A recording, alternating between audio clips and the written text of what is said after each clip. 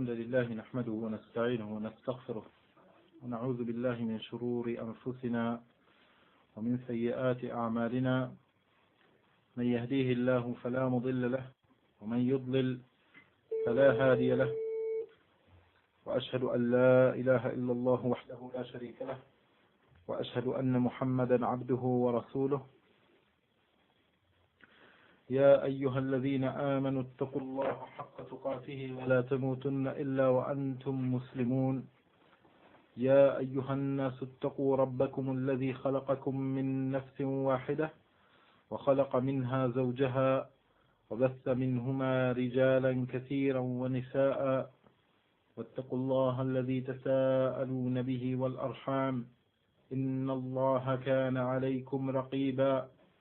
يا أيها الذين آمنوا اتقوا الله وقولوا قولا سديدا يصلح لكم أعمالكم ويغفر لكم ذنوبكم، ومن يطع الله ورسوله فقد فاز فوزا عظيما. أما بعد، فإن أصدق الحديث كلام الله، وخير الهدى هدى محمد صلى الله عليه وعلى آله وسلم، وشر الأمور محدثاتها، وكل محدثة بدعة، وكل بدعة ضلالة، وكل ضلالة في النار. أما بعد،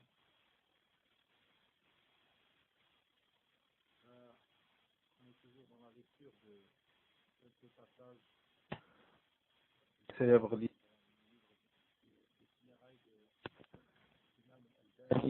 رحمه الله تعالى محمد ناصر الدين رحمه الله تعالى رحمة واسعة. Et étant donné qu'on avait, ça fait une bonne période qu'on avait arrêté, il servira de revenir sur les points comme lecture seulement, et après on engagera la discussion sur le restant des points. Bi'idhnillahi ta'ala. قلنا أن الشيخ الألباني رحمه الله تعالى, il a écrit ce livre-là qui englobe tout le fiqh qui concerne les funérailles, les morts, et il avait fait dans l'introduction un rappel sur la mort. On avait cité ce qu'il avait cité au début, قول الله تبارك وتعالى بعد أعوذ بالله من الشيطان الرجيم كل نفس ذائقة الموت ونبلوكم بالشر والخير فتنة وإلينا ترجعون. On avait donné, si on revient au cours précédent, on avait donné quelques explications de ce verset-là, et il avait cité la parole du prophète sallallahu alayhi wa sallam, le verset concerné que chaque âme elle allait subir cette créature, le passage de cette créature dans sa vie qui est la mort. كل نفس ذائقة الموت ونبلوكم بالشر والخير فتنة وإلينا ترجعون. ونبلوكم بالشر والخير فتنة وإلينا ترجعون. Et vous êtes tentés par le bien et par le mauvais dans cette vie. Et c'est vers Allah subhanahu wa ta'ala que vous retournerez à la fin, pour voir ce que vous avez fait lorsque vous avez subi dans votre vie le bien. Comment elle a été votre réaction en subissant ce bien dans votre dunya? Comment est-ce que vous avez remercié? Et comment elle a été votre position lorsque vous avez subi du mal dans votre vie? Est-ce que vous avez patienté? Pour cela, قال الله تعالى وإلينا ترجعون. Et c'est vers nous que vous allez revenir. Et c'est vers nous que vous allez revenir. وقال رسول الله صلى الله عليه وسلم ما لي وللدنيا ما أنا في الدنيا إلا كراكب استظل تحت شجرة ثم راح وتركها. ثم راح وتركها. Et dans ce hadith, on avait donné aussi une explication, ce hadith où le prophète sallallahu alayhi wa sallam, il nous remet à l'évidence, il leur a dit, le prophète sallallahu alayhi wa sallam, aux compagnons, parlant de lui-même, qu'est-ce que j'ai à faire avec le dunya et qu'est-ce qu'elle me veut cette dunya, hein? Quand c'est dans une autre version, mali wa dunya wa mali dunya wa mali, hein? Qu'est-ce qu'elle me veut cette dunya et moi qu'est-ce que je veux à cette dunya, hein? C'est-à-dire à ce monde éphémère, hein? à ce niveau, hein, mondain. Qu'est-ce que je veux faire? Qu'est-ce qu'il me veut et moi qu'est-ce que je lui veux, hein? Je veux en faire quoi avec ce monde-là? Mali walid dunya, ma ana fi dunya, je ne suis que pareil qu'un homme qui était en plein voyage, puis il a trouvé un arbre, il est parti s'asseoir dans l'ombre de cet arbre, puis il s'est relevé après s'être reposé, il s'est relevé et il a continué son chemin.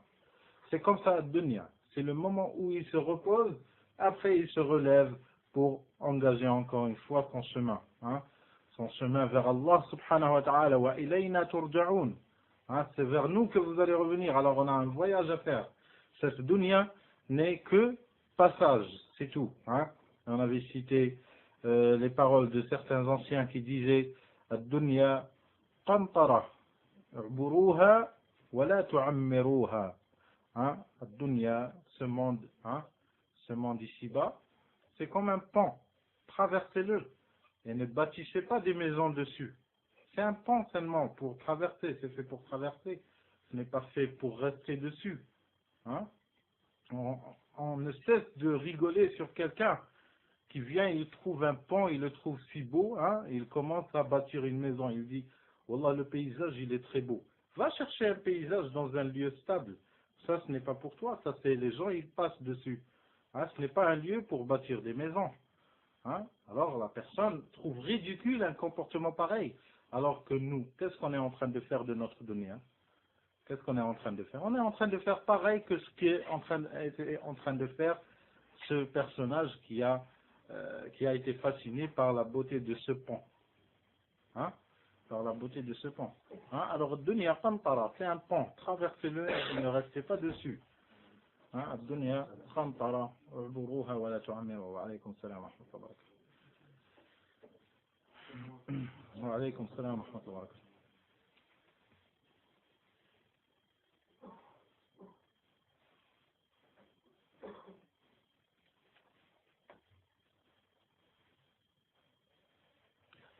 Et Cheikh l'imam al-Albani, rahimahullah ta'ala, on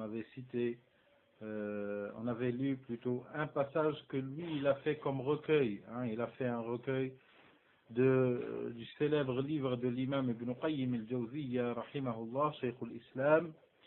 Et Cheikh al-Albani, il avait choisi ce passage-là. Il avait choisi ce passage. Celui qui veut revenir à la source dans Zad al-Ma'ad, hein, il a fait un recueil, célèbre livre Zad al-Ma'ad fi hadi khayr al-ibad l'Ibn Qayyim al-Jawziyya rahimahullah, pour celui qui veut revenir à la source directement, qui revient à Zad al-Ma'ad, volume 1, page 197, où on avait pris quelque temps à expliquer certains passages de l'imam Ibn Qayyim et de les embellir avec d'autres passages de certains autres imams. Hein. Et on avait cité la parole d'Ibn Qayyim rahimahullah que Cheikh il a choisi rahimahullah ta'ala. قال ابن قيم الجوزية رحمه الله وكان من هديه يعني من هديه صلى الله عليه وسلم وكان من هديه صلى الله عليه وعلى آله وسلم في الجنائز إقامة العبودية للرب تبارك وتعالى على أكمل الأحوال. العبودية, on avait parlé sur l'ubudiyya, l'adoration. Comment le prophète sallallahu alayhi wa sallam il se comportait lors des funérailles et lors de l'annonce d'un mort, hein, comment il se comportait le prophète sallallahu alayhi wa sallam. Chacun de nos jours, étant donné qu'on est des musulmans et tout, hein, chacun de nos jours on fait al-ubudiyya, on se rapproche d'Allah subhanahu wa ta'ala par des actes, par des paroles, hein, par les comportements du cœur. On se rapproche d'Allah subhanahu wa ta'ala par tout cela. C'est ça l'ubudiyya, comme l'a expliqué Cheikh l'Islam Ibn Taymiyyah rahimahullah. L'ubudiyya hiya kull qawl ou fi'l, c'est toute parole ou acte qui soit caché ou apparent qui plaît à Allah subhanahu wa ta'ala et tu le fais et que tu le fais dans le but de te rapprocher d'Allah subhanahu wa ta'ala. Tout ce qui plaît à Allah subhanahu wa ta'ala comme acte, comme comportement, caché ou apparent, tu le fais par cette intention de te rapprocher d'Allah subhanahu wa ta'ala, il rentre dans l'ibada, l'ubudiyya, l'adoration. Tu te rabaisses en tant qu'adoré, en tant qu'adorateur vers ton adoré. Hein? Il y a l'adorateur et il y a l'adoré. Hein? Subhanahu wa ta'ala.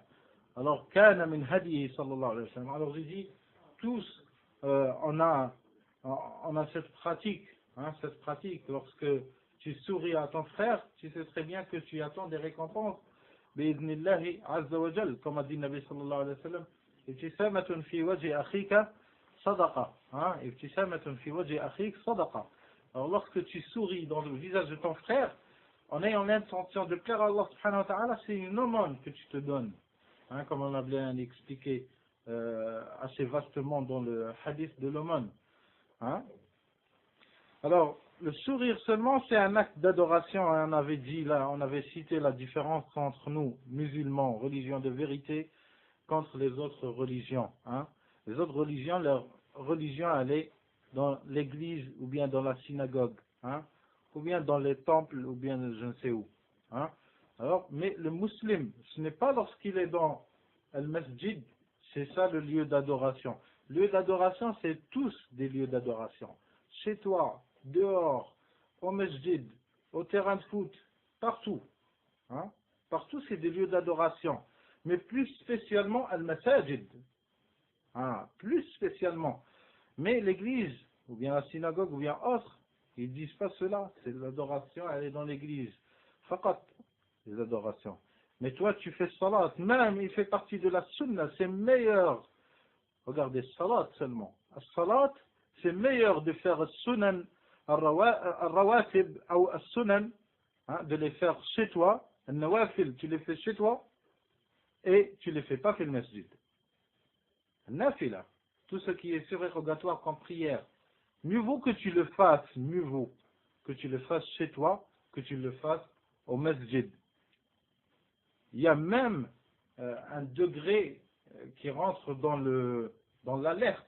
Si la personne elle abandonne les prières chez elle et il fait ses prières à la mosquée, le Nabi sallallahu alayhi wa sallam yaqul, la taj'alu buyutakum qubura. Ne rendez pas vos maisons comme des tombes. Pourquoi? Parce que dans les tombes, on ne fait pas les prières. Et ça fait partie des délits, hein, des preuves des savants qui disent qu'on n'a pas le droit de faire les prières dans les cimetières. Hein, dans les cimetières. La taj'alu buyutakum qubura. Alors qu'est-ce qu'on doit faire? On doit faire le salat, le buyut, hein, dans les maisons. Même certains imams, ils sont partis même à choisir et à favoriser de faire le tarawih chez toi.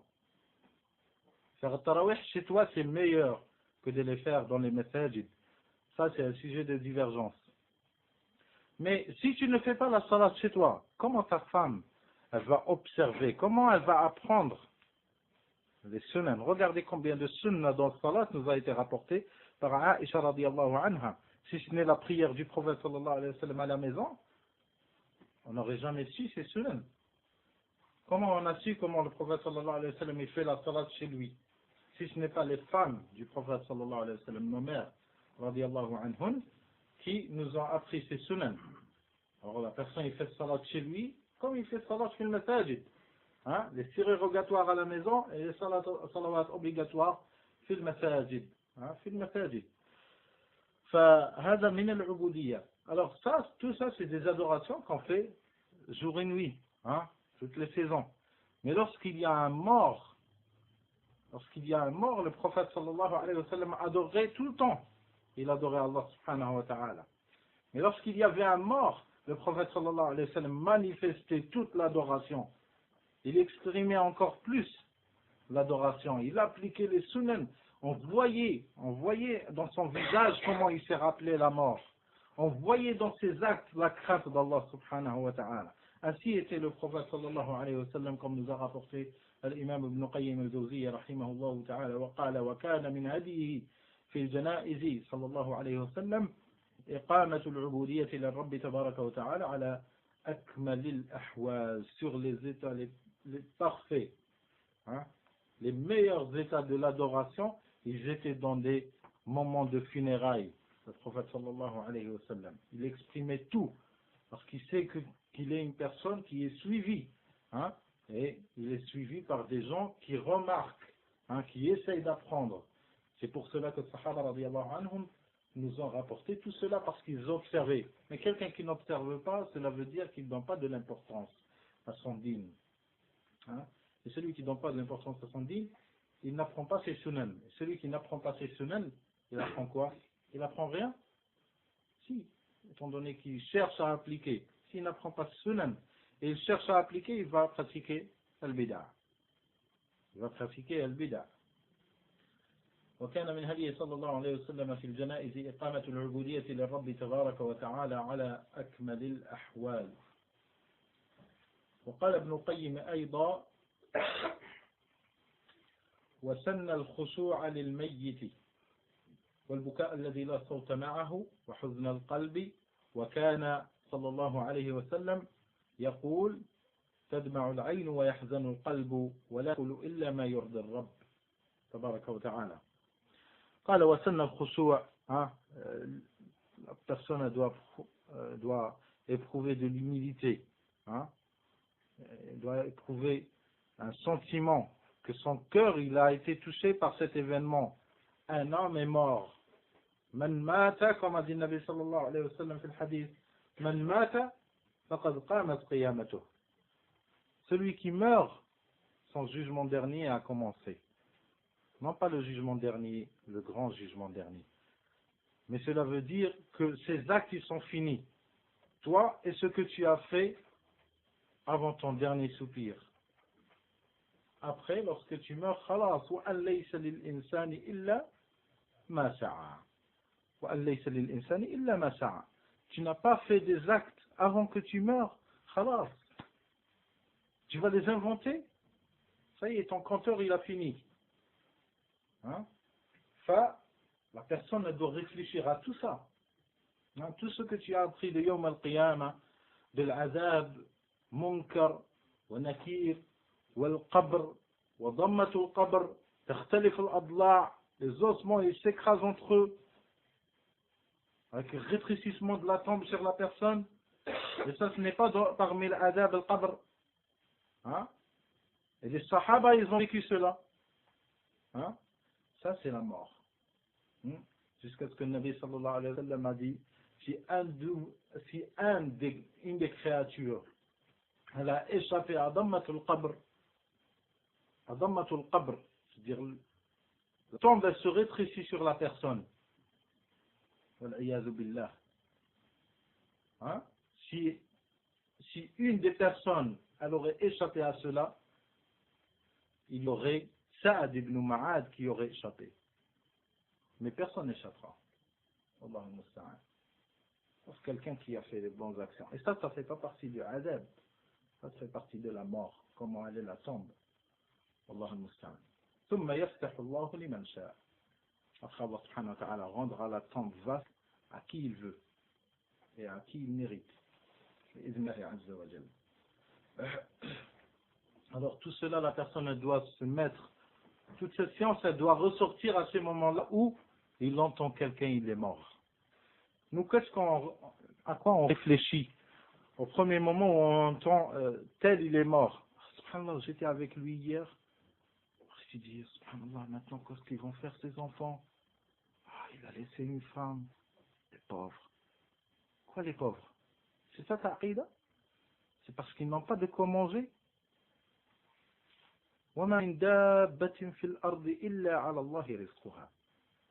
C'est qui est en train de donner aux sangliers à manger? Dans les forêts, nous on rentre chez nous et les sangliers dans les forêts qui se trouvent dans les environs. Qui leur donne à manger? Les oiseaux. C'est toi qui es en train de... les pauvres, les oiseaux, ils n'ont rien à manger, je vais leur porter. Occupe-toi de toi-même. Et ils ont un seigneur, il va leur donner. Tu as déjà vu un chat, il est mort dans la rue? Il est mort, il a crevé de faim. Un chat comme ça, taf, il est tombé, il n'a rien mangé, c'est normal. Non, si c'est pas la femme qui l'avait enfermé, comme a dit le Nabi sallallahu alayhi wa sallam. si ce n'est pas la femme qui l'avait enfermé, ni elle lui a donné à manger, ni elle l'a laissé chercher lui-même à manger. Hein? Vous vous rappelez l'histoire de la femme qui est rentrée en enfer à cause d'un chat. Enfin, c'est pas à toi. Toutes ces choses-là qui nous préoccupent, ah là là, il a laissé une femme et des enfants. C'est vrai, ça doit nous préoccuper. Mais pas au premier lieu. Au premier lieu, Allah al-Musta'an, comment il était? Tu dois demander des questions telles que, est-ce que tu as assisté au dernier soupir? Est-ce qu'il avait de la sueur sur le front? Hein? Telles que des questions comme ça. Qui pose des questions comme ça? Par exemple, ton oncle, il va mourir, tu vas leur poser la question. Et il avait de la sueur sur le front, ils vont te prendre pour un... Quoi, tu te moques de nous, tu poses la question sur la sueur. C'est climatisé ici. Et ça, c'est l'ignorance. Parce que le Nabi sallallahu alayhi wa sallam, Mawt al-mu'mini bi'araq al-jabin. Par la sueur, hein, parmi les signes de la bonne fin, hein, de la bonne fin des croyants, c'est qu'il a la sueur sur le front. Hein? Ça, c'est, tu vas le raconter, ils vont te frapper, bien. Qui connaît ces sunan? Aqida. Aqida, c'est ça la foi. C'est la foi, c'est le prophète sallallahu alayhi wa sallam, il nous a cité certains signes. Hein? Certains signes qui ne sont pas des signes à certifier que telle personne, il fait partie des gens du paradis, mais c'est des signes qui laissent la personne réconfortée. Il faisait salat, alhamdulillah, il a fait salat toute sa vie. Oui, il a fait salat au dernier jour de sa vie. Et il est mort tranquille, il avait de la sueur, il avait tel comme signe que le prophète sallallahu alayhi wa sallam a cité. Ça, tu dois te réconforter. Après, tu dois t'occuper des sujets mondains tels que faites cuisiner à leur famille, hein, faites du manger à la famille du mort. Hein, un des frères, il connaît, par exemple, son voisin, il est mort, il les contacte, il leur dit, c'est pas la peine, ne faites pas à manger, c'est moi, c'est ma femme qui va faire à manger. Hein. S'il y aura des invités, c'est ma femme qui va leur faire à manger. On vous ramène. Vous avez assez subi maintenant. Jusqu'à maintenant, vous avez assez subi. Ça fait partie des sunan, et comme on viendra, Inch'Allah, bi'idhnillah. Alors ça fait partie des sunan. Nous, lorsqu'il meurt, premièrement, on commence à faire flipper sa famille. Hein? Il est mort. Qu'est-ce que vous allez faire maintenant? Après, toute la famille commence à trembler. C'est vrai, on ne sait même pas. Demain, tu dois contacter les impôts. On ne sait pas s'il a payé le chèque ou il n'a pas payé. Que les sujets comme ça. Et lui, le mort, il a oublié. Alors que son jugement dernier, il a commencé. On ne pense même pas à ce que ses enfants, ils sont un rappel entre eux. Voilà, nous, on fait partie des actes de notre père. Qu'est-ce qu'on doit faire? Notre père, il est mort. Qu'est-ce qu'on doit faire? Hein? Qu'est-ce qu'on doit faire? On sait que notre père, il a laissé des choses à la maison, des choses qui font partie de ce qui met en colère Allah subhanahu wa ta'ala. Alors agissons vite à les enlever. Comme ça, Allah subhanahu wa ta'ala ne va pas prendre notre père par les fautes qu'il a laissées. Il a laissé la télé. Il a laissé ses enfants, ils ne font pas salat. Il a laissé sa femme dévoilée devant tout le monde. Alors il faudra qu'on réagisse de la meilleure manière. An-nasiha, da'wa ila Allah, enlever les photos que notre père il voyait tout le temps. Plutôt il ne voyait plus, tellement ça fait partie du papier peint. Hein? Alors on enlève tout ce haram là. Parce il va payer pour cela. Il va payer pour toutes choses, elle lui sera demandée. Des comptes lui seront demandés. Sur toutes choses. Comme a dit le Nabi sallallahu alayhi wa sallam. La yazalu ar-rajulu yus'alu hatta yus'al an ahl baytih.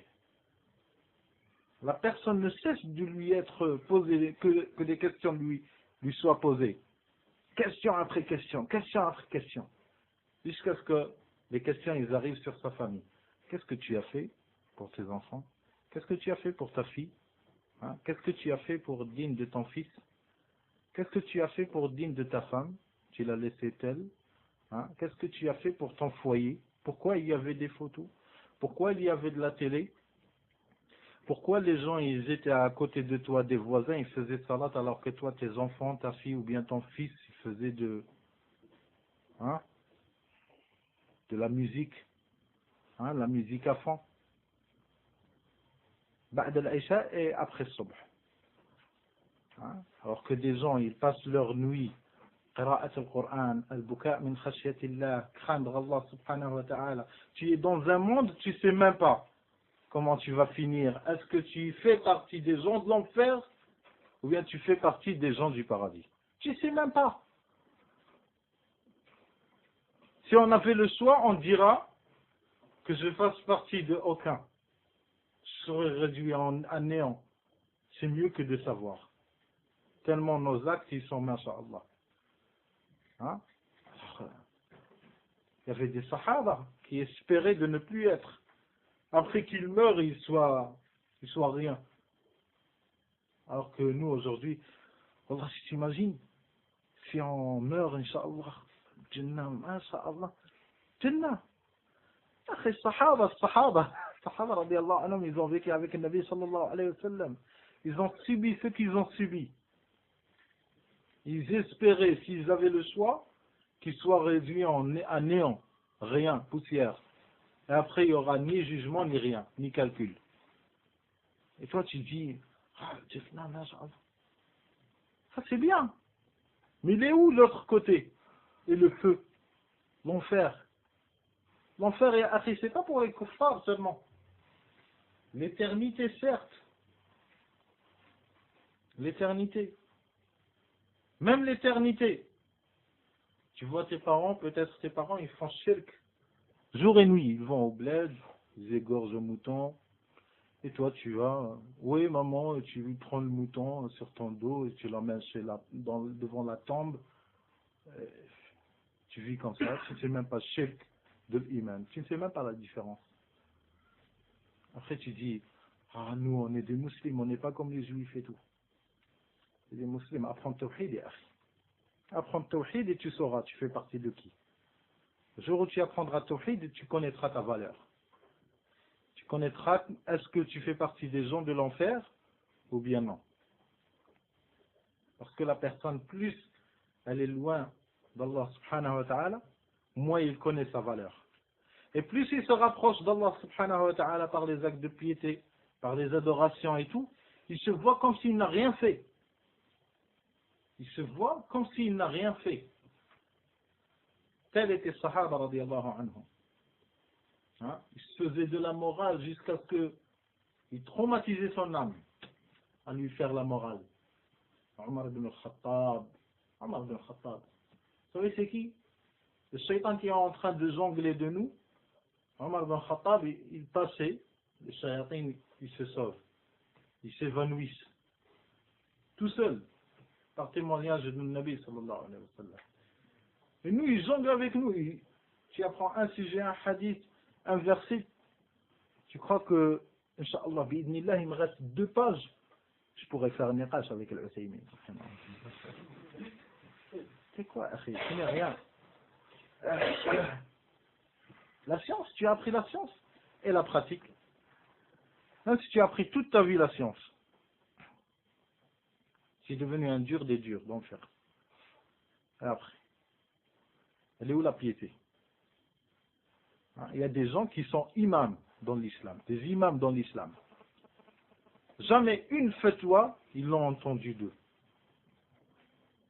Et il ne fait pas partie des sahaba, comme je vous ai dit une fois.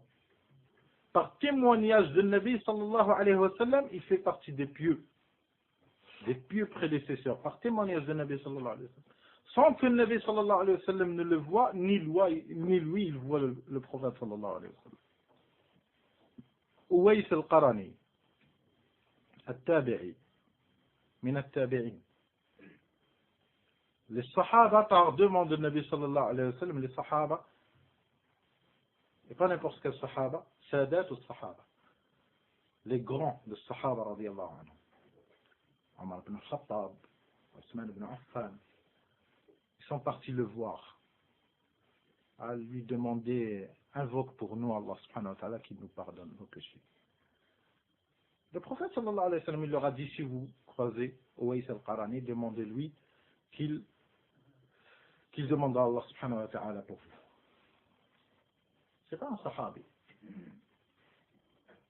Il est tellement connu, oui, il est tellement connu que le prophète sallallahu alayhi wa sallam a cité quelque peu de sa biographie, qui est suffisant. Au sahaba radiyallahu anhu. Son peuple à lui, personne ne le connaît. Il est yémeni. Hein, il est yémeni. Uwais al-Qarani. Au Yémen, personne ne le connaît. Hein. Enfin, personne ne le connaît, mais vous avez su sa valeur, c'est quoi? Le prophète sallallahu alayhi wa sallam le connaît. Parce que c'est Allah subhanahu wa ta'ala qui lui a révélé que Uwais al-Qarani, il fait partie des pieux. Alors si personne ne te connaît, hein, et Allah subhanahu wa ta'ala te connaît, le prophète sallallahu alayhi wa sallam te connaît, qu'est-ce que ça va te rajouter si les gens ils te connaissent? Ils te connaissent, Inch'Allah. Maintenant, on va inverser. Tout le monde il te connaît. Tu vas en Arabie Saoudite, ils te connaissent. Imagine-toi, Akhi. Toi, on dit par exemple, je sais pas, on dit un nom, hein, Zoubir, le frère Zoubir de, je sais pas, de Marseille. Frère Zoubir de Marseille, imaginaire. Le frère Zoubir de Marseille, tu sais, il est connu en Arabie Saoudite. Tu vas, tu leur dis, je connais le frère Zoubir, ah, masha'Allah, ça l'a fait et tout. Tu vas au Yémen, ils te disent tous, masha'Allah, on le connaît, masha'Allah. Regarde, tu vas en Égypte, ils te disent, ah, masha'Allah, si c'est Zoubir qui a dit ça, ah, c'est bon, alhamdoulilah. Si tu as tout ce qu'il y a de Zoubir, tu vas de France, ça y est, tu es, masha'Allah, il t'accepte à l'université, tout facile. Imagine une personne comme ça, tout le monde le connaît. Est-ce que tu veux être celui-là, ou bien personne ne te connaît? Et le prophète sallallahu alayhi wa sallam, il te connaît. C'est très dur de répondre. Wallah, c'est très dur de répondre. À voir notre âme comment elle est, wallah, c'est très dur. Il va dire, attends, mais personne ne me respecte et tout. Ah, personne ne me respecte, je vais me montrer comme rien et tout. Hein? Ou bien je vais, là où je vais, alhamdoulilah, les portes me s'ouvrent, les portes s'ouvrent pour moi et tout. Alors il y a des choses qui sont à arranger dans nos cœurs. Hein, des choses qui sont à arranger. Et quelqu'un comme Zoubir de Marseille, hein, il y a un personnage imaginaire, plusieurs d'entre nous, ils espèrent être ses copains à lui. Hein? On aime beaucoup être le copain de le frère. Il me connaît, même Zoubir, tu sais, il me connaît. Si je lui dis, c'est le frère de Gennevilliers ou bien, il dit, ah oui, machallah. Ah oui, tu connais. Hein? Alors, les gens, ils te soulèvent parce que tu es, hein, parce que tu es tabi'in de Zoubir. Hein? Pourquoi tu serais là, ces mentalités? Vous savez comment le shaitan, il jongle avec nous. Allah al-Musta'an, Wallah, ajib, ajib. Il y a des choses qui sont, ils sont tellement banales dans notre tête, plutôt le shaitan, il les banalise tellement dans nos têtes, que ça passe trop vite comme ça, tu la vois même pas. Après, lorsque je donne des exemples comme ça, chacun il se rend compte. Ah oui. Allah al-Musta'an. Tout ça, c'est des points qui prouvent que le shaitan, il n'a pas du mal avec nous. Quoi qu'on fait salat et tout, on fait salat, on fait zakat, saum, al-hajj. Mais il y a toujours un déclic. Il y a toujours la facilité pour shaitan contre nous. Dhikrullah. Il n'y a pas dhikrullah, il n'y a pas l'ikhlas aussi. Il n'y a pas l'ikhlas. Il n'y a pas l'ikhlas. On a des années, hein, ça fait des années qu'on est dans le din. On donne à un de nous, on lui donne le mushaf. Le mushaf. On lui récite un verset. Si on ne lui dit pas que c'est un verset, on cache le mushaf et on récite un verset, il ne sait même pas que ça fait partie du Coran. Tellement ses yeux ils ne sont pas passés sur toutes les pages. Tellement le mushaf, chacun de nous, il revient chez lui, et il regarde le mushaf qu'il a chez lui. Est-ce que les feuilles, elles sont abîmées? Toutes les feuilles, elles sont jaunes, elles brillent, lisses.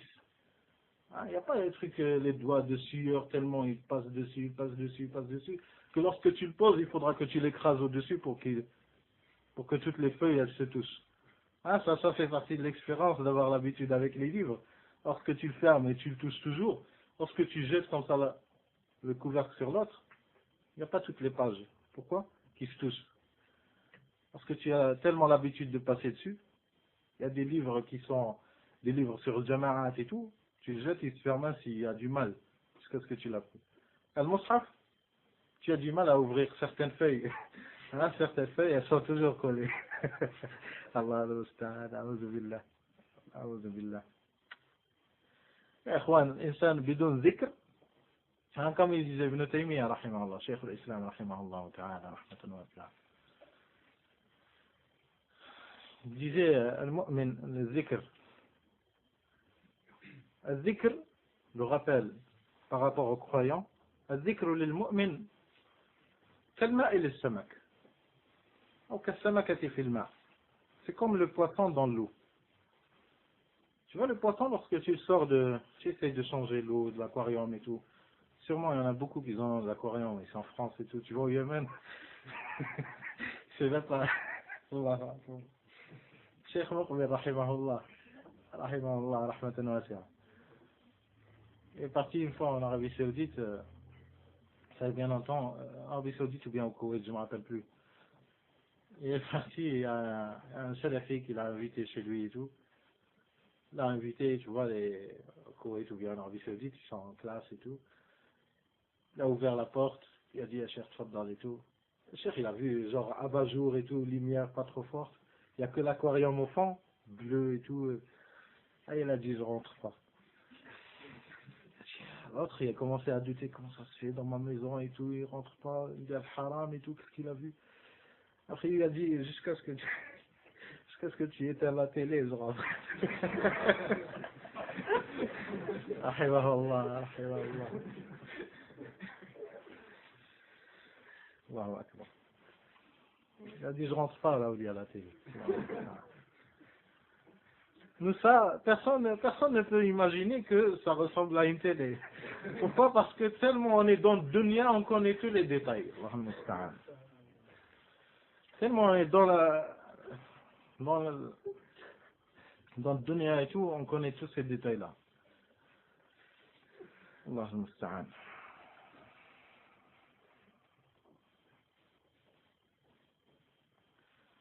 Alors, il n'y a pas de dhikr, lorsqu'il n'y a pas de dhikr, pour le mu'min, son cœur il meurt petit à petit. Et s'il meurt, il ne pourra pas distinguer entre le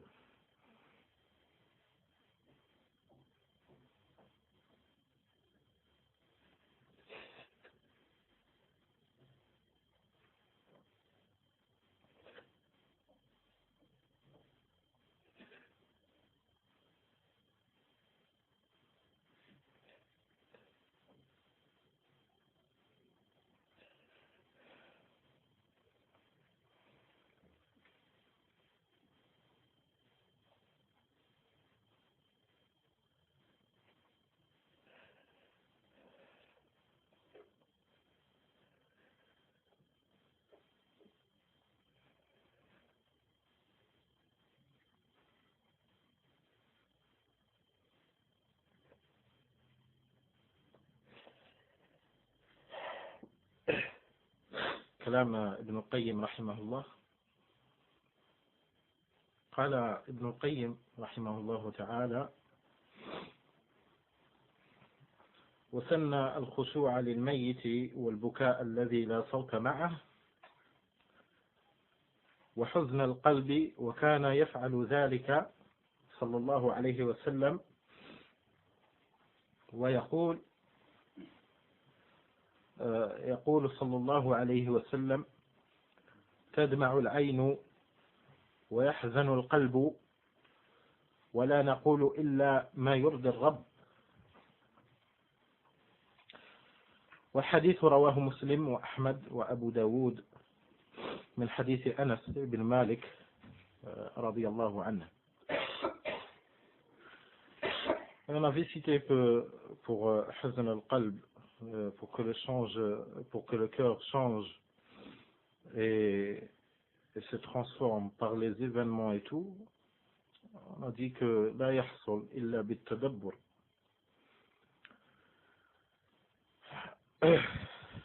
لا يحصل إلا بالتدبر يعني القلب المؤمن لابد عليه أن يترك المترفات.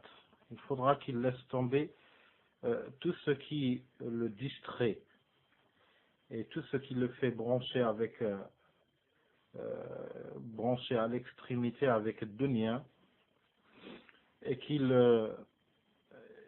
on avait cité la parole de Ibn al-Qayyim aussi de Kitab al-Fawaid, Ibn al-Qayyim أيضا رحمه الله, où il avait dit قسوة القلب من 4 أشياء إذا جاوزت قدر الحاجة الأكل والنوم والكلام والمخالطة.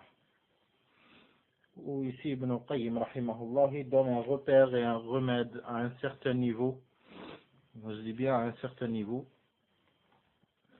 Ibn al-Qayyim rahimahullah, il dit que le durcissement des cœurs est dû à 4 choses si elles dépassent le besoin. S'il y a un excès et s'il y a un abus de 4 choses. Il a dit al-akl wa al-nawm, le manger et le sommeil et dormir. Wal-kalam wal-mukhalata, et les discussions et les fréquentations. Le manger, s'il dépasse le besoin, hein, ça te mène vers l'instabilité. Ça te mène vers l'instabilité et ton moral il sera déprimé et il n'arrivera pas à bien imaginer les choses qui lui sont dites ou bien à admirer ce qui est autour de lui. Parce que le ventre, lorsqu'il se remplit, c'est néfaste pour le moral. Al-aklu wal-nawm, le sommeil aussi, lorsque la personne s'habitue à dormir plus qu'il n'en faut, ceci aussi donne de l'ivresse à l'âme, hein, donne de l'ivresse à l'âme, et ceci fait partie des signes des paresseux. Wallahu musta'an. Et celui qui est paresseux pour dunya, il est encore pire pour son dîn. Wallahu musta'an. Wal kalam, et les discussions. Lorsque la personne elle parle plus qu'il n'en faut, ceci l'amène vers parler dans des sujets qui ne font pas partie de son intérêt, ni de l'intérêt, encore pire, ni l'intérêt de son dîn. Hein? Comme a dit le Nabi sallallahu alayhi wa sallam, min husni islamil mar'i tarkuhu ma la ya'nih. Ça fait partie de la perfection du croyant, hein, de la foi du croyant, qu'il se mêle de ce qu'il le regarde, hein, qu'il se mêle de ce qu'il regarde, hein, et qu'il ne se mêle pas des choses qui ne lui apportent pas d'intérêt, ni dans son dîn, ni dans sa dunya. Alors, ceci fait partie aussi de se mêler de la vie des gens. Hein, si ce n'est pas pour apporter un profit, pour concilier entre un frère et son frère, ou bien entre un frère et sa femme, ou bien entre les musulmans, hein, ou bien entre les gens en général, même réconcilier entre le kuffar fait partie des bonnes actions. S'ils ne sont pas de ceux qui combattent Allah subhanahu wa ta'ala. Alors ça c'est pour le kalam. Et comme ils disent les savants, man kathura kalamuh kathura laghatuh, wa man kathura laghatuh kathura zalaluh, wa man kathura zalaluh kathurat sayyi'atuh, wa man kathurat sayyi'atuh awshaka an yulqa bihi fi an-nar. Wallahu al-musta'an. Celui qui parle trop, il commence à dire n'importe quoi. Et celui qui dit n'importe quoi, il peut tomber facilement dans les péchés de la médisance et des mots qui ne sont pas à dire. Et celui qui continue dans ce rythme-là, il va pas tarder à avoir toutes les conditions qui laissent une personne se faire jeter en enfer. Wallahu musta'an. قال والكلام والمخالطة. والمخالطة هي la fréquentation. La personne, il serait mieux que la personne serve les taux de ses fréquentations par des repères, par des repères. Une personne qui t'apporte du bien ou que tu lui apportes du bien, cela mérite. Cela mérite que tu discutes avec elle. Cela mérite qu'elle fasse partie de cette fréquentation.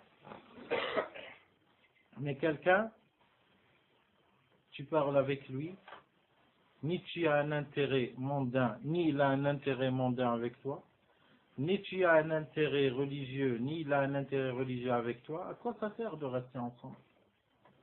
À quoi ça sert de rester ensemble? C'est pas qu'il vaudrait mieux, étant donné qu'il n'y a rien entre vous, c'est pas qu'il n'y a rien, parce qu'il y aura du mauvais. Il y aura du mauvais. De quel côté? Du côté que si tu vis avec quelqu'un, il connaît tes défauts. Et celui qui connaît tes défauts, tu t'es dévoilé à lui. Tu t'es déshabillé devant lui. Le jour où il y aura quelque chose entre toi et lui, ça, il va dévoiler tous tes défauts. Surtout qu'il n'y a pas de dîne, comme on avait dit. Il n'y a pas de dîne entre vous. Il n'y a pas de nasiha. Comme a dit Allah subhanahu wa ta'ala في القرآن الكريم. لا خير في كثير من نجواهم إلا من أمر بصدقة أو معروف أو إصلاح بين الناس. C'est ces trois choses-là, on doit se référer à ce verset-là. لا خير في كثير من نجواهم إلا من أمر بصدقة أو معروف أو إصلاح بين الناس. S'il n'y a pas ces trois choses-là, أمر بصدقة, tu ordonnes à faire de l'aumône, à faire une bonne action, أمر بصدقة أو معروف, ou bien faire une chose, tu ordonnes ou quelqu'un t'ordonne, بمعروف, quelque chose reconnu de bien dans la communauté, reconnu de bien dans la société, tu ordonnes à ce que cette chose soit, et qu'on la fasse. Venez, on fait un masjid par exemple, ou bien venez, on achète des livres et on distribue, ils les vendent à un bas prix, ou bien venez, on fait des cassettes et on enregistre et on fait des copies, on distribue aux frères et aux sœurs. Il faudra qu'on bouge pour ça. Amr bil ma'rouf, illa man amara bi sadaqatin ou ma'roufin ou islahin bayna an-nas. Ou islahin bayna an-nas, ou bien réconcilier entre les gens. Ou bien réconcilier entre les gens. Celui qui ne se retrouve pas dans ces trois choses-là, il n'y a pas un intérêt avec lui pour qu'il reste de ta compagnie ou pour qu'il devienne de tes fréquentations. Alors pour que la personne restreint ses fréquentations, parce que ça ne te fera que du mal. Si ça n'a qu'une chose seulement, il vaudrait mieux tout lâcher. S'il n'y a qu'une chose seulement de ces fréquentations, ça aurait suffi pour que tu lâches tout. C'est quoi cette chose-là? La perte de temps. La perte de temps. La perte de temps, tu ne pourras pas savoir sa valeur que lorsque tu connais ton dîn et qu'est-ce qui te rapproche, yawm al-qiyamah. Si tu meurs maintenant, tu vois des gens qui sont plus élevés que toi. Yawm al-qiyamah, tu vois des gens qui sont plus élevés. Plus élevés. Tu crois qu'ils ont fait des œuvres de je ne sais quoi. Ils ont imprimé des masahif, ils les ont envoyés jusqu'en Russie, ou bien jusqu'en Australie. Non, ils n'ont pas fait tout ça. Ils n'ont pas fait tout ça, ils ont fait 2 rak'at. À un moment, il a dit Wallah, je me sens en bonne forme, je vais faire un wudu, ou bien tu as le wudu, tu te lèves comme ça, tu fais 2 rak'at. Le temps qu'un frère il vient, par exemple, tu as un rendez-vous, tu fais 2 rak'at. Tu termines, tu t'assois, le frère il vient. Ces 2 rak'at là que tu as fait, tout ce qu'il y a de plus simple, tu les as fait. Ça, tu sais pas que ça vaut plus que dunya wa ma fiha. Mieux que dunya. Dunya, ça veut dire la terre. Tout ce monde d'ici bas. Tout ce monde ne vaut pas ces 2 rak'at yawm al-qiyamah. Vous voyez comment le temps il passe bêtement. Vous voulez qu'on explique un petit peu qu'est-ce que ça veut dire dunya wa ma fiha? On donne un exemple. Hein, comme ils disent les Arabes, hein, les savants de l'islam et tout, ils disent bil misal yattadihu al maqal. Bil misal yattadihu al maqal. Par l'exemple, il te sera clair ce que je voulais dire.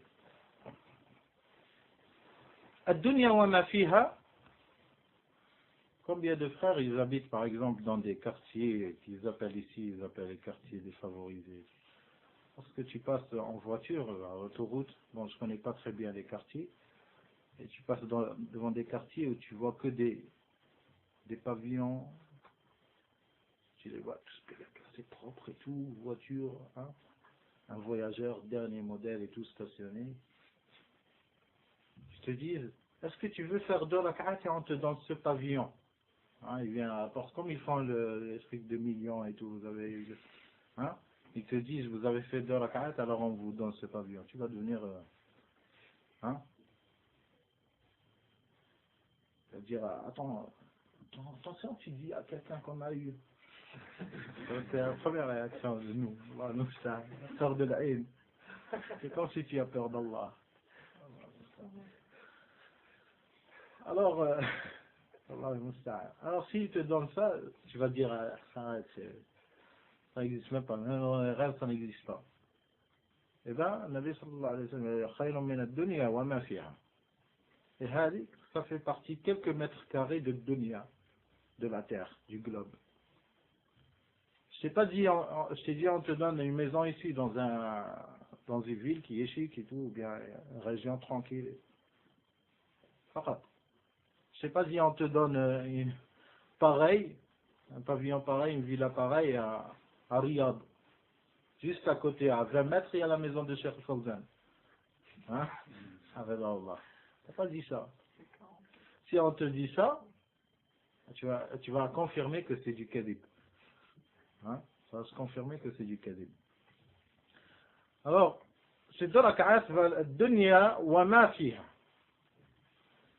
Pourquoi dunya wa ma fiha? Pourquoi ils disent dunya wa ma fiha? Parce que dunya toute seule, en lui enlevant tous les bâtiments, tout l'argent et tout le pétrole et tout, tu pourras vivre comme un roi. Imagine, tu as toutes les forêts à toi, tu as les chevaux à toi, tu as des planches, tu fais un radeau, tu fais un bateau. Tu t'améliores, toute la terre elle est à toi. Tu fais ce que tu veux. Tu veux manger des fruits, gibier, tu fais ce que tu veux. Alors, wa ma fiha est tout l'argent qu'il y a dedans. Alors, imagine-toi, Wall Street c'est à toi. Hein, tout est à toi, sans donner les exemples. Et tout ce qui est dans la terre sans le dire. Tout est à toi, 2 rak'at.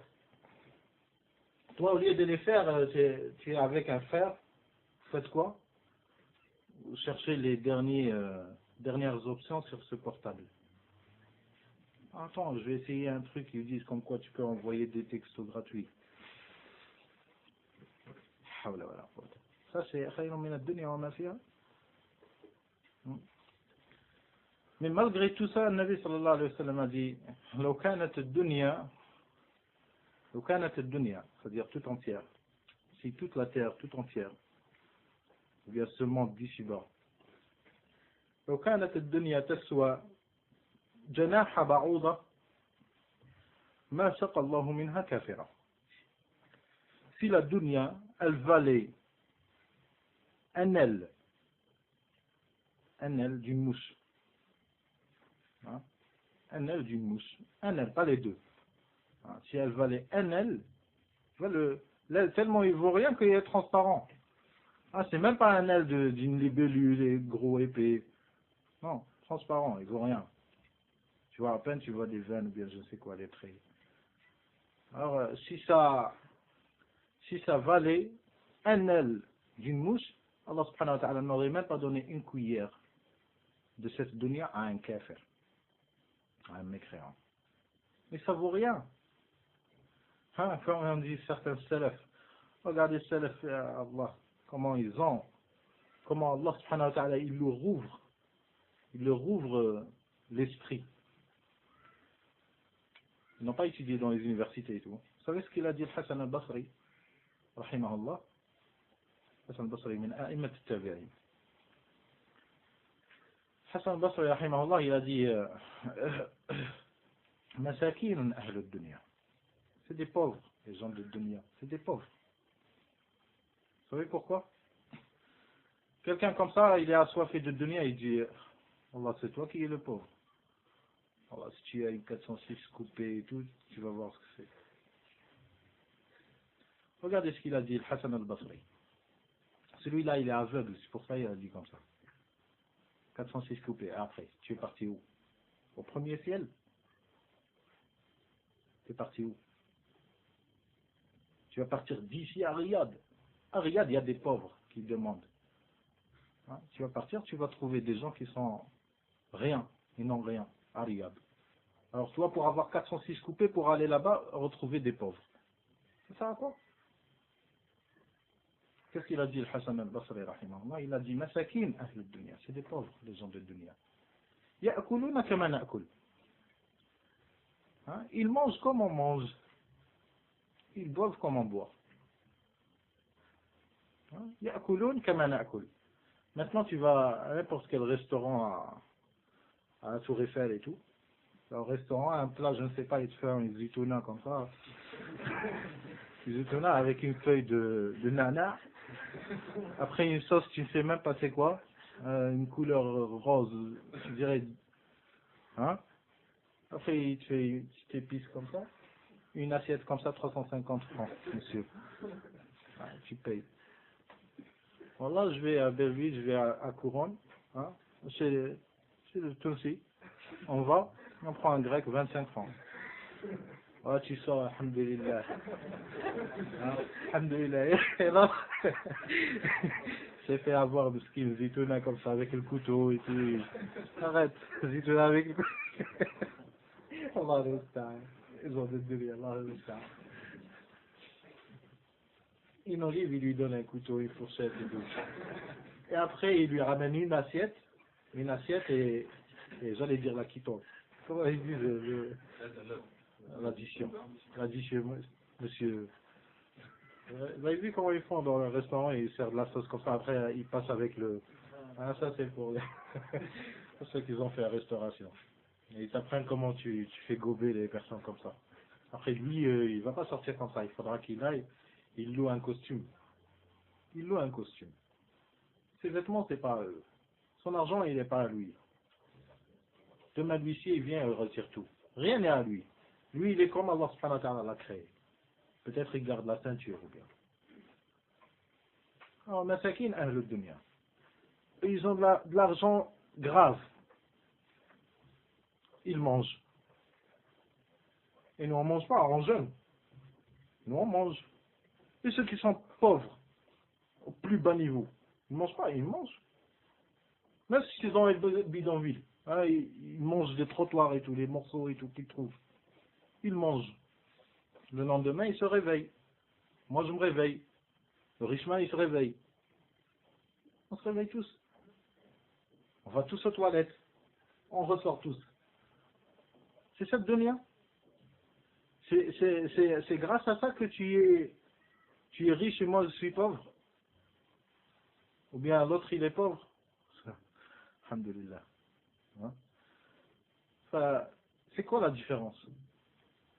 Tu es devenu riche pour manger un plat comme ça? Et moi je suis pauvre et je mange un plat comme ça. Toi tu manges, moi je mange, on va aux toilettes pareil. Ce qui sort il est pareil. Ce qui sort il est pareil. Peut-être ce que tu as mangé dans ce restaurant-là, il est cancérigène. On essaie de faire des statistiques. C'est qui seront atteints par le cancer le plus? Parce que c'est les riches ou bien les pauvres? Tu vois un pauvre comme ça, il a le cancer, il veut aller à l'hôpital et tout. Les pauvres, ils sont dans les trottoirs et tout, ils sont munis par les antidotes. Ils sont munis. L'autre, tu lui ramènes un grec, le richement, tu lui ramènes un grec, tu lui dis mange, il crève demain. Il n'y a pas de problème. Allah nous sait. C'est ça le dunya? C'est ce que ça vaut? Toi, tu veux aller d'ici à Barbès, tu prends un RER ou bien je sais pas quoi, ou bien un frère il te dépose. Le riche, Sahib al-Dunya, il veut partir d'ici à Barbès, il prend sa Mercedes ou bien je sais pas ça n'importe quoi, il arrive à Barbès, pareil que toi. C'est quoi la dunya? Mais moi, lors de salat, je fais salat. Et lui, il va à son bureau. C'est ça de donner la valeur. Si tu étais riche comme ça, il n'y a pas du mal. Si tu donnes le temps à adorer Allah subhanahu wa ta'ala, il n'y a pas du mal. Mais adore Allah subhanahu wa ta'ala.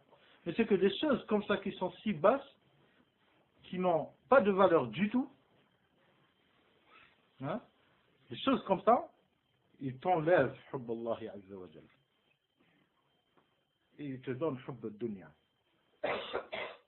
Et ils te donnent karahiyat al-maut. Il te donne hubb al-dunya wa karahiyat al-maut, comme a dit le Nabi sallallahu alayhi wa sallam. Hubb al-dunya, et celui qui aime al-dunya, il a peur de mourir.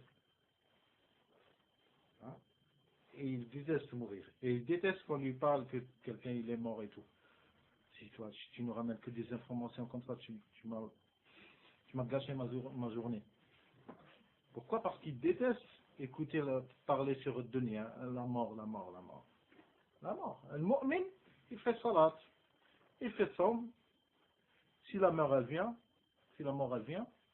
alhamdulillah. Ce moment, je vais voir ce qu'Allah subhanahu wa ta'ala m'a réservé. Je fais salat. J'ai demandé à tous les gens qui me connaissent de me pardonner. Tu as fait des enfants dans le halal. Tu as une femme pieuse, alhamdulillah. Elle garde tes secrets. Tu vas laisser tranquille. Tu sors de cette dunya, les mains blanches. Ila Rabbin Ghafurin Rahim. Vers la rencontre d'un Seigneur qui pardonne les péchés. Pardonneur, qui pardonne trop. Ghaffar liman tab. Dunya. C'est ça qui t'a attiré à laisser toute cette adoration-là. C'est ça qui t'a attiré à laisser tout, à laisser le masajid, à laisser être épaule à épaule avec un vieux, à être épaule à épaule avec tes frères, dans Salat al-Tarawih, tu sors de chez toi, tu es sur le sofa, tu sors de chez toi, c'est l'heure de Tarawih, tu laisses ta famille, dars et tout, une cassette, alhamdulillah, propre. Bon climat, tu sors, tu vas au masjid avec tes frères, la sueur et tout, surtout des fois les pannes de climatisation, la sueur et tout, et l'imam il est lent ou bien il est trop rapide et tout, mais il est trop serré. Oh là là, il y avait beaucoup de monde aujourd'hui cette soirée. Masha'Allah, ibada, ta'bud Allah subhanahu wa ta'ala. Tu vois tous les musulmans, ils font sujoud en même temps. Alors, à ce moment-là où les musulmans ils font ces sujouds-là, tu les vois comment ils font ce sujoud. Tu sais très bien qu'à Mecca, ils sont pareils en train de faire le sujoud. Tu sais très bien qu'en Algérie, ils sont pareils en train de faire ce sujoud. Tu sais très bien qu'à Nouakchott, ils sont en train de faire le sujoud pareil. Tu sais très bien qu'à Bangkok, ils sont en train de faire le sujoud pareil. Tu sais très bien qu'à Sydney, ils sont en train de faire ce sujoud pareil. À ce moment-là, chacun a une salat. Regarde, azamatullahi subhanahu wa ta'ala, la grandeur d'Allah subhanahu wa ta'ala. Tous ces gens-là, ils quittent chez eux pour aller faire le salat. Regarde salat subh, comment elle est belle. Tu te réveilles, avec le réveil, il t'énerve. Parce que tu le vois, tu es sur la couette et tout, tranquille, chaleur et tout. Mais le mu'min, c'est l'heure. Le mu'min, il a fait une heure avant. Une heure avant, il vient, salle de bain, الوضوء الوضوء يستقبل الله سبحانه وتعالى بالقميص propre, il met son qamis, ses enfants, il dort et toute personne n'entend. Il a dit même la cuisine pour ne pas faire trop de lumière à la maison. Entre toi et Allah subhanahu wa ta'ala, seul.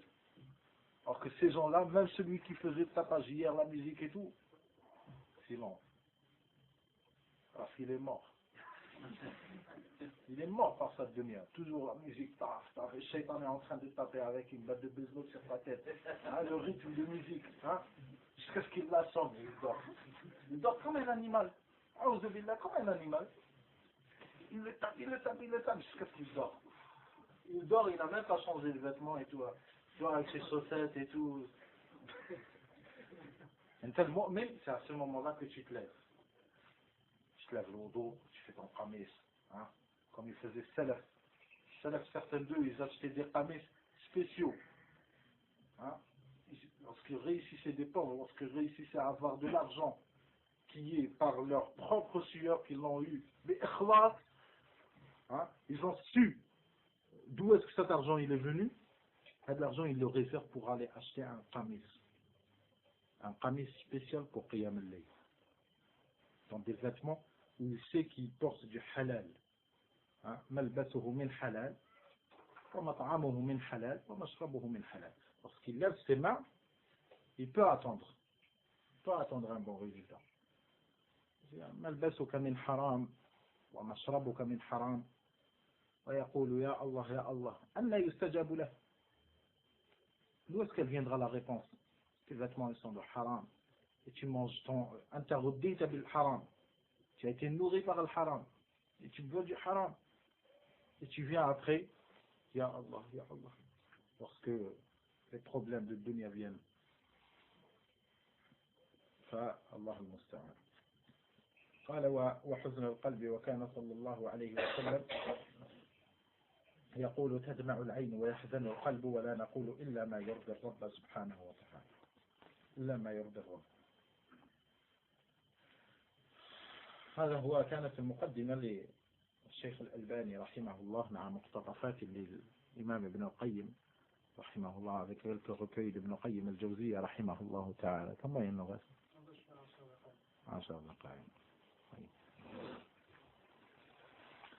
طيب ثم الشيخ الألباني رحمه الله تعالى بدأ كتابه. Il a commencé son livre رحمه الله تعالى رحمة واسعة. Et ce livre-là, ça fait partie des pierres. Ça fait partie des pierres que tu peux porter avec ta main et tu jettes sur la bouche de ceux qui disent que le Cheikh Al-Albani muhaddith wa laysa faqih. Il est spécialiste dans le hadith, c'est vrai, muhaddith. Mais dans le fiqh, non, il n'est pas bien dans le fiqh. Alors ça fait partie des pierres. Ça, tamam al-minna, صفة صلاة النبي صلى الله عليه وسلم، صفة حجة النبي صلى الله عليه وعلى آله وسلم وكتب أخرى ainsi que d'autres livres font partie des preuves que Cheikh Al-Albani faqihun wa muhaddithun wa usuliyyun wa mufassirun wa lughawi wa ma shi'ta min al-ilm. Et la preuve pour cela, c'est à voir seulement comment il a classé son livre. Comment il a classé son livre. À dire les funérailles, la personne, la personne elle s'attend comment? Elle s'attend à quoi? Elle s'attend à comment on fait ghusl mayyit, comment on fait le lavage, comment on fait salat sur lui, c'est qui le porte et tout. C'est pas ça seulement. De le fiqh de la personne, ça fait partie du fiqh de la personne, c'est que pour guérir quelqu'un, ou bien pour présenter une chose, tu présentes tout ce qui l'entoure. Pour cela, Cheikh Al-Albani, rahimahullah, dans ce livre, il n'a pas attaqué directement. Comme a dit le Nabi sallallahu alayhi wa sallam, ad-dinu an-nasiha. Le din, la religion, c'est le conseil. Alors comment Cheikh Al-Albani, rahimahullah, qu'est-ce qu'il a fait dans ce livre-là? Il n'a pas attaqué directement les funérailles et ce qui concerne le mort. Mais il a attaqué ce qui concerne le malade. Étant donné, et ça fait partie du rappel, hein, dans l'introduction qu'il a fait, ça fait partie du rappel que, étant donné que la maladie c'est un des pas vers la mort, ce n'est pas la mort en elle-même, mais ça peut être la porte de la mort. Alors il faudra qu'on commence le remède des portes. Hein, et après on viendra jusqu'à atteindre le noyau. فقال شيخ الألباني رحمه الله تعالى أولا ما يجب على المريض. Que doit-il faire le malade? Le malade, que doit-il faire? C'est ça le chapitre. C'est ça le chapitre. Et non pas on le laisse jusqu'à ce qu'il meure, après on dit à sa famille. Le fiqh du mort, les funérailles, il concerne la famille du mort. Non, ça concerne le mort avant qu'il meure, pour qu'il soit au courant. فقال الشيخ الألباني ما يجب على المريض أولا. Premièrement, على المريض أن يرضى بقضاء الله ويصبر على قدره ويحسن الظن بربه ذلك خير له. على المريض أن يرضى بقضاء الله ويصبر على قدره ويحسن الظن بربه ذلك خير له. Le malade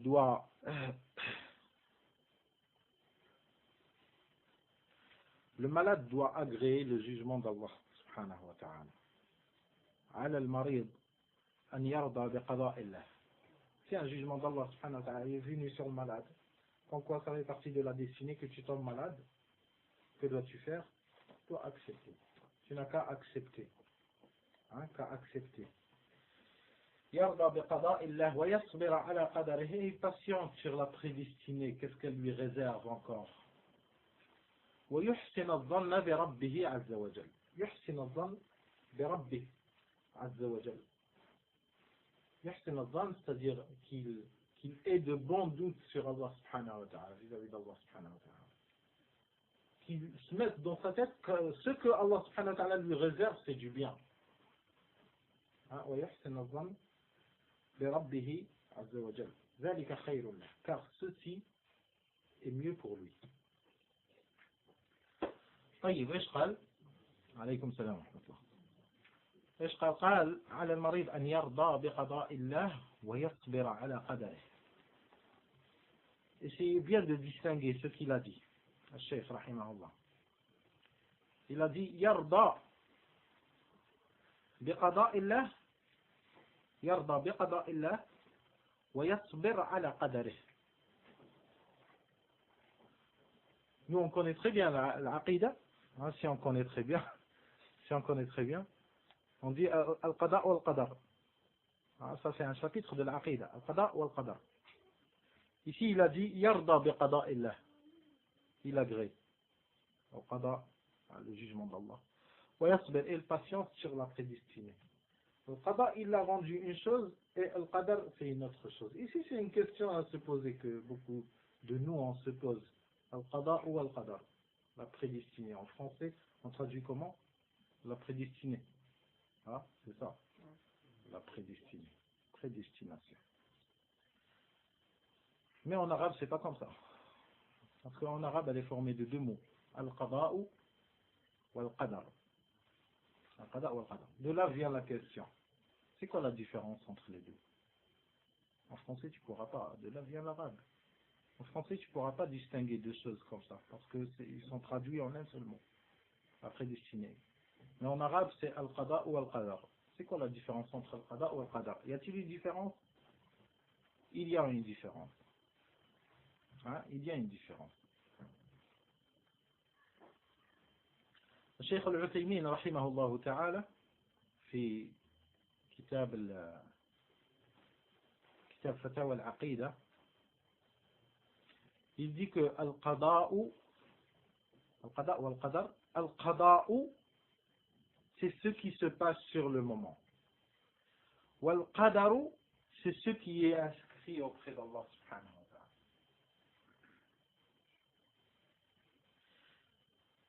Alors, ce qui est inscrit auprès d'Allah subhanahu wa ta'ala, ça c'est qadar. Wal-qada, c'est ce qui sort, hein, parce que le qadar, c'est toute ta vie, toute la prédestinée de ta vie. Hein? Donc tout ce que Allah subhanahu wa ta'ala t'a réservé, ça c'est la prédestinée. Il est auprès d'Allah subhanahu wa ta'ala. Et ce que tu vis et tu subis, ça c'est qada. Un jugement, il descend de la prédestinée. Une partie de la prédestinée, elle descend dans le sujet de ta maladie. Tu dis, qada Allahi, je suis tombé malade. Après, un frère, il vient et il te dit, Masha'Allah, ya akhi, uhibbuka fillah et tout, il fait une visite et tout. Qada Allahi, qu'Allah subhanahu wa ta'ala m'a donné un frère qui pense à moi et tout. Qada Allah subhanahu wa ta'ala an yakuna li akh. Après, tu guéris. Qada Allah subhanahu wa ta'ala que je guéris. Hein? Alors, tout ça, c'est des qada qui font partie de tout ce qui t'est réservé. Hein? Alors, al-qada, c'est le jugement. C'est pour ça, dans les tribunaux, dans les pays arabes, ils disent dar al-qada. Dar al-qada, maison des jugements. C'est pas les tribunaux, ils disent maison des jugements. Le jugement, al-qada, qada al-qadi, le juge. Le juge, en arabe, on dit al-qadi, parce que c'est lui qui dit ce que tu mérites. Hein? Il dit tu mérites 3 ans de prison. Qada alayka bi 3 ans de prison. Il t'a jugé à 3 ans de prison. Alors il a fait qada. Hein, il a fait qada. Mais il n'a pas qadar. Celui-là, il n'a pas qadar. Lui, il a un qadar sur lui. Hein, lui aussi, il a un qadar. Mais Allah subhanahu wa ta'ala, il te réserve. Hein, il te réserve un qadar. Et dans ce qadar-là, il est composé de plusieurs qadar. Hein, il est composé de plusieurs qadar. Et vous, êtes la majorité de vous, si vous avez étudié le sujet de l'islam et l'iman, vous avez assisté à Arba'in Nawawiya, vous aurez sûrement dû croiser la règle des savants lorsqu'ils disent la différence entre l'islam et l'iman. Entre l'islam et l'iman. L'islam ou l'iman, ou l'iman ou l'islam. Et des fois, l'islam c'est autre que l'iman et l'iman c'est autre que l'islam. Et les savants, ils ont sorti la règle, s'ils sont dans le même texte, l'islam et l'iman, ils sont dans le même texte, l'islam veut dire une chose et l'iman veut dire une autre chose. C'est pour cela il y a les deux mots dans le même texte. Sinon, ce serait une répétition. Mais si tu trouves l'islam tout seul dans un verset ou dans un hadith, ceci rentre aussi à l'iman. Hein? Et si tu trouves l'iman aussi à part dans un verset, et tu ne trouves pas l'islam, l'iman veut dire l'islam aussi. Alors s'ils sont tous les deux dans le même texte, ils ont le sens différent. S'ils s'assemblent dans le texte, ils se diffèrent dans le sens. Et s'ils se diffèrent dans les textes, ils s'assemblent dans le sens. Alors cette règle-là, elle est à utiliser dans le qada ou le qadar. Si tu trouves que le qadar dans un texte, hadith ou verset, le qadar veut dire le qada ou le qadar. Et si tu trouves que le qada, concernant Allah subhanahu wa ta'ala spécialement, si tu trouves que le qada, qada Allahu alayhi an kada wa kada. Ça, le qada, quoique le qadar il n'est pas cité, mais il est y compris. Mais s'ils s'assemblent, si on dit al-qada ou al-qadar, ici il y a une différence, comme dans la parole de Cheikh, elle doit être comprise comme ça. Parce qu'il a dit, an yarda bi qada'illahi wa yasbira ala qadarih. An yarda qu'il accepte et il agrée ce qu'Allah il a jugé sur lui dans cette situation, wa yasbir et qu'il patiente sur le qadar, qui est auprès d'Allah subhanahu wa ta'ala, qu'il patiente car il ne sait pas ce qu'il va venir encore. C'est pour cela il doit patienter.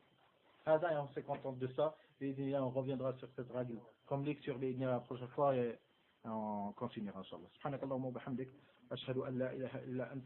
Astaghfiruka wa atubu ilayk. Sallallahu wa sallam wa barik ala nabiyyina Muhammadin wa ala alihi wa sahbihi ajma'in. Jazakumullah khair.